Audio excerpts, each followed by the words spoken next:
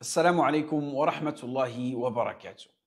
Wallahi, thumma wallahi, je te jure que si tu lis cette surah-là, cette surah bi'idhnillah, par la permission d'Allah subhanahu wa ta'ala, tes problèmes disparaîtront.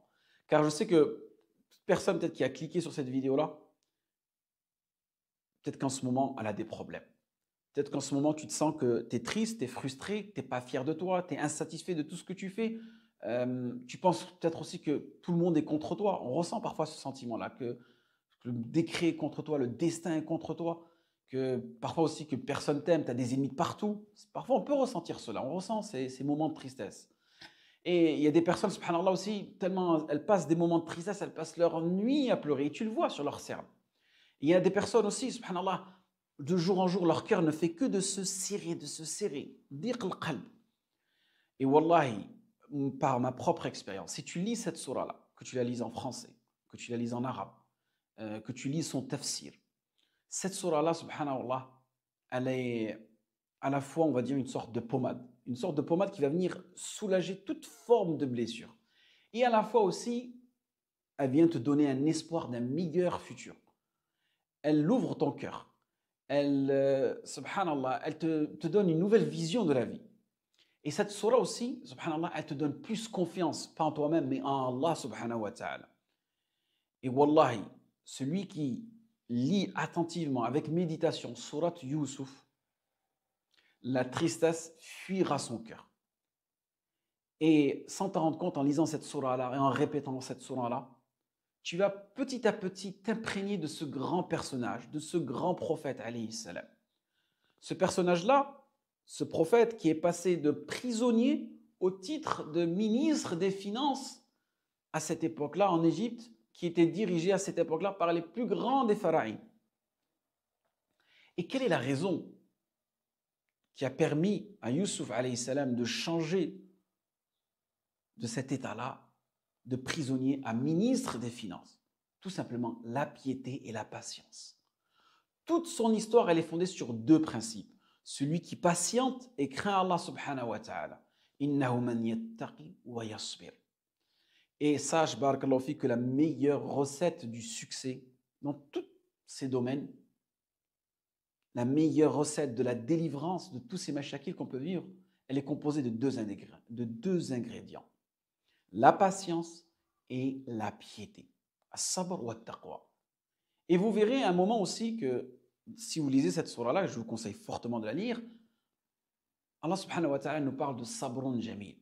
وَجَاءُوا عَلَى قَمِيصِهِ بِدَمٍ كَذِبٍ قال بل سولت لكم أنفسكم أمرا فصبر جميل والله المستعان على ما تصفون. Donc les fils de Yaqub présentèrent une tunique de Youssouf alayhi salam qui était tachée de sang. Et vous lirez l'histoire, vous comprendrez pourquoi. Et qui vont tout simplement faussement l'attribuer à leur frère. Mais Yaqub, regardez ce qu'il dit. Il dit, voilà plutôt un forfait que vous êtes plus à tramer, c'est-à-dire c'est vous-même qui avez fait ce complot-là. Mais il ne me reste plus qu'à m'armer de patience, à sabr jamais. Donc là, c'est pas juste patienter, c'est s'armer de patience, mais avec quelle façon? Avec la plus grande dignité. C'est ça le plus important, c'est de patienter avec la plus grande dignité. Et il dit qu'Allah me donne la force de supporter vos mensonges. Donc regardez le comportement ici de Yaqub. Regardez cette patience sans tachaki, sans se plaindre à qui que ce soit. Et là, il y a un niveau de satisfaction de ce qui lui est arrivé. Il en est satisfait auprès d'Allah subhanahu wa ta'ala. Et celui qui aujourd'hui, peut-être qu'il a des problèmes avec ses parents, avec ses voisins, avec son patron, son employé, ses enfants, son époux, son épouse, ce que je vous conseille, wallah, c'est pas de raconter cela à vos amis ou à vos proches. Lisez plutôt cette merveilleuse surah, cette surah de Youssouf. Et n'hésitez pas à la propager dans vos demeures. N'hésitez pas à de la lire et la relire. Cette histoire-là, wallahi, cette sourate-là, elle inspirera plus d'une personne. Allah subhanahu wa ta'ala nous dit dans le Coran, Nahnu naqussu alayka ahsana al-qasasi bima awhayna ilayka hada al-Qur'an wa in kunta min qablihi la min al-ghafilin.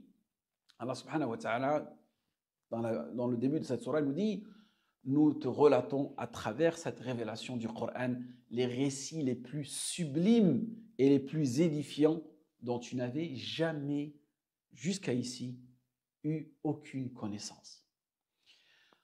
Nous, aujourd'hui, malheureusement, aujourd'hui, nos enfants et nous-mêmes, on va dire, nous sommes inspirés d'histoires qui sortent tout droit d'Hollywood, qui sortent d'un Far West, qui sortent de productions américaines, Disney, tous ces types de productions de films et d'histoires, et qui vont malheureusement nous donner une image fallacieuse de ce qui est un réel modèle pour nous. Malheureusement, c'est ça. C'est ça qui est devenu, pour la plupart des musulmans, leur modèle aujourd'hui. Et que malheureusement, les finalités de ces histoires-là, elles ne font que meurtrir nos cœurs. Elles nous parlent d'un prince charmant qui ne va jamais exister. Ils nous parlent d'une princesse qui n'existera jamais. Tout ça, c'est tout simplement illusion. C'est pour ça que si aujourd'hui tu recherches une histoire sublime et édifiante, tu ne la trouveras ni dans des BD, ni dans des dessins animés, dans des cartoons, ni dans des romans, mais bel et bien dans le Coran, dans le Coran. À travers quelles paroles? Pas à travers des conteurs, à travers des mensonges, des kadhabines, à travers la parole du divin, la parole d'Allah subhanahu wa ta'ala.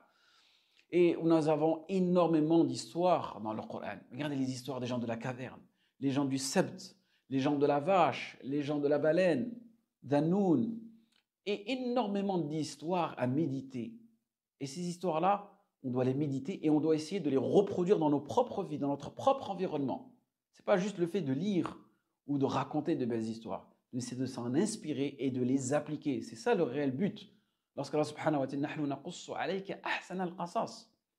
Et vous verrez vous-même qu'un tiers du Coran est composé d'histoires, des histoires inspirantes. Donc inspirez-vous de ces paroles-là, de ces versets-là. C'est à nous de les lire, c'est à nous de les méditer, à lire leur interprétation, lire leur tafsir et raconter cela de la plus belle des façons à nos enfants et à nos proches. En espérant que ça n'a pas été bénéfique pour vous et moi. Assalamu alaikum wa rahmatullahi wa barakatuh.